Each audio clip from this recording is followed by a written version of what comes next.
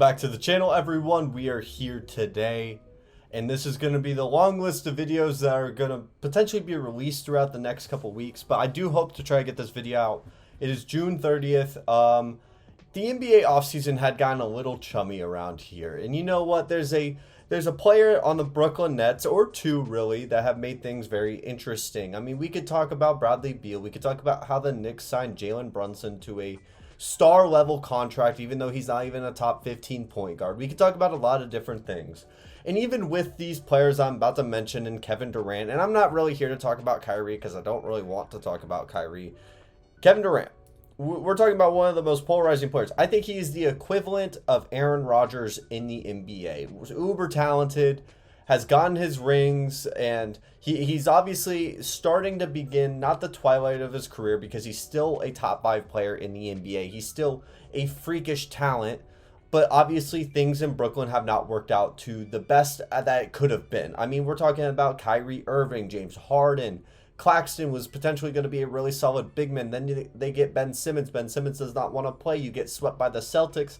And not to mention all the other storylines that have followed and have been going on for the past couple years. Kevin Durant has officially requested a trade away from Brooklyn.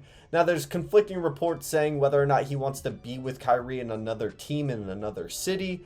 But I'm here to talk about as if Kyrie and Kevin Durant are a separate entity. As if that they're not a joint package. And listen, there's so many content creators on this platform and app that you can go look for and see where their potential trade destinations could be. I'm not here to do that today. I mean, obviously, Kevin Durant has said on his recommendations or his preferences where he wants to go. The Suns are up there, the Celtics, the Heat. I mean, the usual suspects. But I have a team. And here on the channel, I want to propose an idea. I've said it multiple times on my TikTok. I'm here to push a narrative that Oklahoma City Thunder should at least offer the Nets an offer that they cannot refuse. Something that could redeem Kevin Durant's career. Something that would bring everything back together. And when you look at it, obviously it is crazy to think the number 2 overall pick team is going to try to bring in a superstar to win now. I mean, it's just crazy, right? Unexpected. Even Lou Dort, I got a notification on my phone. 5 years, $87 million, which I don't know how to feel about that contract, by the way. It might be a slight overpay, but Lou Dort, I believe, could have been a restricted free agent. And he's a good player, and he's growing on the offensive end, and he is a bulky defender, and he's a great defender. And that's something you need on a championship team. But we've seen Kevin Durant make moves like LeBron James. They have done not similar moves. I don't think the decision in Miami is equivalent to what he did with Golden State. But Kevin has been on record to say that he believes it's the same thing. And by no means does Kevin Durant himself want to redeem what he did, because in his eyes, he did nothing wrong. And I'm sure a lot of us in his position probably would have wanted to go have fun in Golden State as well. But I mean, at the end of the day, I still believe it was a soft move for a guy that later into his career left a great situation to try to go win on his own and did not work out. But if there's a team that he had heartbroken a city, a smaller market city that was heartbroken, absolutely shattered that he left them, it's the Oklahoma City Thunder. And I'm telling you, this is probably a 2% chance this happens, but let's live in a world. If there's a multiverse, I want to live in this world where Kevin Durant is going back and making a LeBron-like return to Cleveland. And if you look at LeBron's return, things are very similar, right? You get a young stud point guard, Shai Gilgeous, Kyrie Irving. You have just selected a very high overall pick, top 2 pick, Chet Holmgren, Andrew Wiggins. And I'm sure Chet Holmgren has a market somewhere. Now, obviously, I love Chet. I think Chet could even stay on this roster. A trade package for Kevin Durant, for what Oklahoma City can offer, 17 first-round picks until, I believe, 2027. Ain't that crazy that the Nets have no first-round picks? I mean, they even traded one to go get Royce O'Neal from the Utah Jazz. So it makes you think. It makes you wonder, would how much would Sam Presti give up on those draft picks? I mean, he's saving them up. There's only so much young talent you can bring onto a roster, and I'm sure they're doomed to hit on more than just a couple of these guys. You have Josh Giddey, who had a really solid rookie year. Lou Dort, like I had previously mentioned. Shai Gilgeous, if you don't know, that dude is a superstar waiting to happen. On top of that, Darius Bazley has shown some flashes, and not to mention their entire draft class this past season, the two Jalen Williams, not to mention Chet Holmgren. Obviously, you know how much talent is on the Thunder and could be coming in next year. It really depends on what the Thunder would want to do moving forward.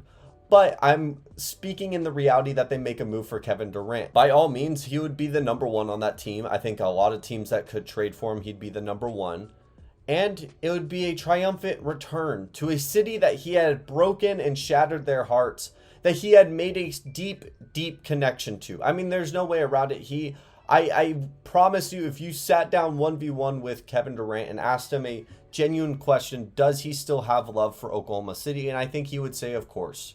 I think there's no bad blood in Oklahoma City by any kinds of matter or any way possible.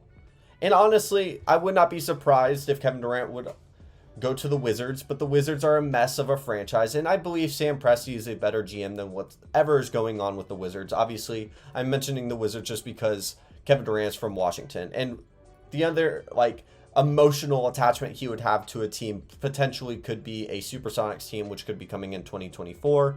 But I don't see him going out of his way to go to a new expansion franchise by any means. That doesn't even exist, so we can't even really talk about it.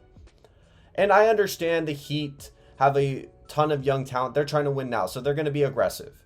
But the Nets do not have first-round picks, and you know who has a surplus, like I had mentioned? The Thunder. We could also talk about the Celtics. They have been a franchise that has been hesitant to make large, big, grand-scale moves. There's rumors they would try to get Kawhi, Karl-Anthony Towns, Anthony Davis. Never made a move. What makes you think that Jaylen Brown is going to be in a move right now after he was the best player on the team for the finals, just the series, not the entire playoffs or the regular season, but on that finals roster? The Celtics have an attachment to Jaylen Brown. I don't know if they offer him. Maybe the Atlanta Hawks. I mean, there's plenty of teams that can make an offer for Kevin Durant. I mean, the Bulls could make an offer. But if the Nets are going to explode everything, I would think they want to get as much future valuable assets as possible. And yes, I mean, if you get Josh Giddey, you can't play him with Ben Simmons on the same court. Or potentially, I don't know, maybe Chet Holmgren could play with Ben Simmons. There's so many different packages with these young, talented players. And I do think that there's a world where you could keep Shai Gilgeous-Alexander, and all of a sudden the Thunder get really, really interesting. But like I said, this is a hypothetical. I understand that there's plenty of content creators that are going to be talking about the Bulls, all the contenders, all the projected actual trade pieces or teams that could be moved. I wanted to sit here and have a little bit of fun, play a little bit of a hypothetical, and talk about Kevin Durant. And honestly, look at the roster, and I think Kevin Durant could lead that team to at least a top 4 seed in the West. I don't know if they'd win a championship, but it would be an earned championship, bringing the first NBA championship to Oklahoma City after leaving them, learning, making mistakes, a better man, and he just wants to go play basketball. Why not in front of the fans that he had hurt so badly, but now redeem himself? I sound like I'm making a motivational speech. Anywho, if you're at this point in the video, thank you so much for watching. This was a quick video, just a hypothetical I wanted to throw out there.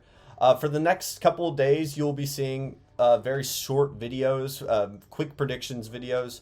I will be out of the country for a week next week, which timing is great. I mean, there's even USC and UCLA leaving the Pac-12. I'm probably going to make a video right after this, so if you see the same shirt, you know what happened. But you'll be seeing very delayed action, and I assume in the next week, Kevin Durant, Kyrie Irving could all potentially be moved off of, and I can't make a video while I'm out in the Caribbean. So thank you so much for watching. I am trying to hit 1,000 subs by the end of this summer. I still think that is possible. All it takes is one big video, guys. So leave a like, leave a sub, leave a comment, do as you please, and go enjoy your summer. Wear some sunscreen. It is hot as heck out there. Have a wonderful day.